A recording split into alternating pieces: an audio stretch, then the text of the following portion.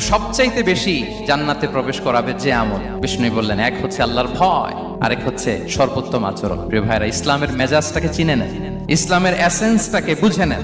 আমরা ভালো আচরণকে গুরুত্ব দিতে চাই না। অনেক নামাজি লোক দেখবেন নামাজ পড়তে পড়তে কপালে কালো দাগ ফেলে দিচ্ছে, বাসায় বউয়ের সাথে খারাপ আচরণ করে, খিটখিটে মেজাজের, প্রতিবেশীর সাথে শুধু ঝগড়া, কলিগদের সাথে ঝগড়া, মারামারি, দুঃসম্পর্ক, এরকম আছে না? নাই বলেন, আছে না? কিন্তু নামাজি, অনেক বড় হাজি, একদিনও কোরআন তেলাওয়াত মিস হয় না।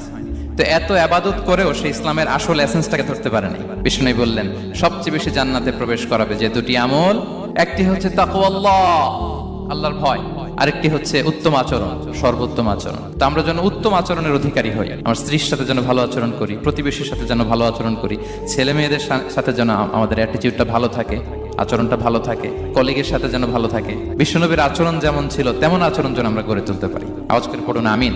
শুনানে আবু দাউদের এক